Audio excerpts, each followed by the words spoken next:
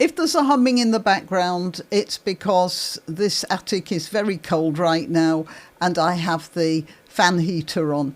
And I'm just hoping that it won't interfere too much with the microphone. Otherwise, I'd have to be sitting here with my coat on. This is a story which would be amusing if it weren't so deadly serious. Now, before I carry on, I suppose I should tell you that I'm Granniopteryx. I'm on YouTube, Rumble, BitChute and Minds.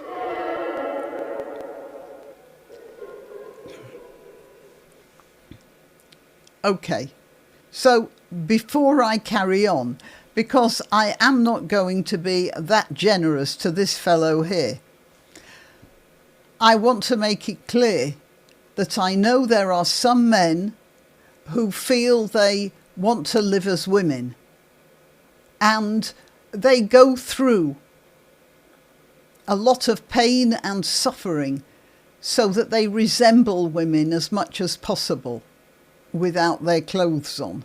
That is a sort of transgender person that I feel as sorry for as anybody else with some sort of a mental mismatch to their own personality.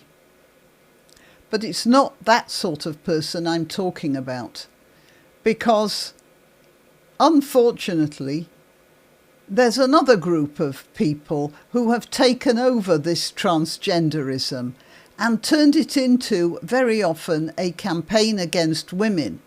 In this court case, the doctor is accused of engaging in immersive role play about being a woman. And that's what it amounts to. Now, in this case, if you look at this fellow here, there's very much of him that does look like a woman, except the giveaway is the forehead. It's not so much that the hairline is back on the forehead as the ridge there. That's not something you find on women. You see, as I've said this before, speaking as a portrait painter, the thing about men is they were built to fight, not to fight other animals, not to hunt, but to fight each other for access to females. That's a very common mammalian setup. I'm not criticising it. The fact that most men have got over that and managed to civilise themselves out of that way of behaviour is, well, only to be admired.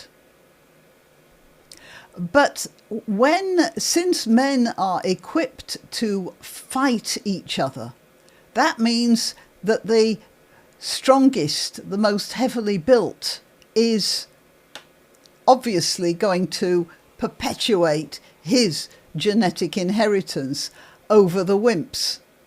Now, men therefore have more heavily armoured heads, because that's where a lot of the fighting is going on, you know, the banging, the head-butting, that sort of thing.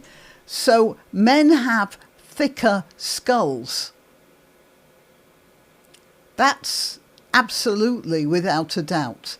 And you can see that there. Now, you wouldn't notice that on a man because it would look natural. But this is supposed to be a woman. So that ridge there, that is quite obvious. And again, you see, the whole thing goes down the rest of the man's body. His head is heavier, so his neck is thicker to support the weight of the head. And then, of course, the shoulders are broader to support the weight of the head and the neck. And it all sort of goes down from there. Now, in this case, you can't see the rest of it, but you can see that ridge. And that nose there looks like a little bit of work has been done on it, actually. I'm wondering if maybe, well, you see, I don't know the status of this person, but I'm assuming that because the nurses are complaining about him getting undressed in their changing room, then that means that he still looks like a man from the waist down. And so I'm assuming that. I may be wrong, but as I said, he presents as a woman in his way of dressing, but it appears that he doesn't present as a woman in his way of undressing. And that nose there, I was just wondering if at one point he went to see a doctor about becoming a woman, and the doctor, the plastic surgeon, said to him, well, you know, the below the waist stuff, that's very painful, but, you know, if you really feel like having an operation, how about snipping a bit off your nose instead? I'm not saying he has snipped a bit off his nose. I'm just saying that nose there does look a bit Michael Jackson to me. The thing about this fellow here is, and the reason I believe that he still looks like a man from the waist down, is he is insulting women all the time in the way he's talking. I'll get to that in a couple of minutes, but let's just have a look at this article here. A transgender doctor continued to use female changing rooms after an incident with a nurse who objected because I decided I would face this hostility head on, an employment tribunal has heard. Dr. Beth Upton returned to work at the Victoria Hospital in Kirkcaldy 4 days after an argument with nurse Sandy Peggy regarding being in the women's facilities. Dr. Upton decided to put my big girl's pants on and be brave, he says, by using the women's changing room again, but left to change in another room after encountering Miss Peggy again. Miss Peggy's legal team said their client never noticed Dr. Upton that day and that the incident was made up, which the doctor denied. So, now you see, there's a real woman with a proper nose. He had been told off by Miss Peggy about using the women's changing room. Dr. Upton and Miss Peggy argued on Christmas Eve 2023, with Miss Peggy calling the doctor a man and saying she felt intimidated by the doctor using the same facilities as her. Seeing as this lady is a nurse and knows a thing or two about human anatomy, I'm quite sure if she called Dr. Upton a man, that's because she could see that he was indeed a man. Dr. Upton messaged line manager Dr. Kate Searle on Christmas Day. Poor Dr. Searle, honestly, Christmas Day, and you're getting stuff from, a man with an agenda. He said, I don't feel safe using the changing rooms when she's there, Miss Peggy's there, and then contacted the British Medical Association about the incident. Look, well, okay, you are looking. All right, so let's get to the next page. And this is where the insult comes in. I'm biologically female, insists trans NHS doctor. A transgender doctor who got changed in front of women colleagues has claimed to be a biological female. Yeah, I'm pretty sure that he still looks like a man. Dr. Beth Upton, who was born male and now identifies as a woman, stated in evidence to an employment tribunal that I'm biologically female and said that sex had no defined or agreed meaning in science.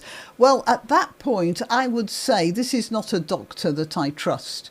Okay, as a cashier in a supermarket or even a human resources manager, I can, imagine that Dr. Upton would probably work very well. But a doctor who thinks that sex has no defined or agreed meaning in science, I'd say this is a doctor I would not trust as a medical practitioner. That's my personal opinion. In tense exchanges at the tribunal with Naomi Cunningham, Miss Peggy's lawyer, the doctor repeated the claim of being female and suggested that colleagues uncomfortable with a trans woman using female-only spaces held misinformed, biased, unpleasant or bigoted views, at which point I start to think of the word gaslighting, as it sort of flickers in and out of my consciousness. Miss Cunningham said, "You say you're a trans woman. It follows that you're not someone who has a biologically female body." Now, this is the insult. Dr. Upton replied, "The term biologically female or biologically male is completely nebulous." Oh, just a minute. You can't be completely nebulous. Nebulous means cloud-like. You're either nebulous or you're not nebulous, or you're solid or whatever. It's not completely nebulous. He just stuck that in here while he thought of the next word. It's not a valid way of expressing yourself because it's not biologically female, biologically male. It's male or female. A transgender woman is, even with the operations, is still not female. Especially when it comes to medical attention. There are so many, it's not just a matter of not having a uterus or a cervix or any of the other equipment, or of having prostate problems. It's not a matter of that. It's a matter of medications. It's well known now that certain medicines are different, have different results for the different sexes, and at that point it's not nebulous. And this doctor should know that. This is why I would say that this person, okay, I have to be careful what I say here.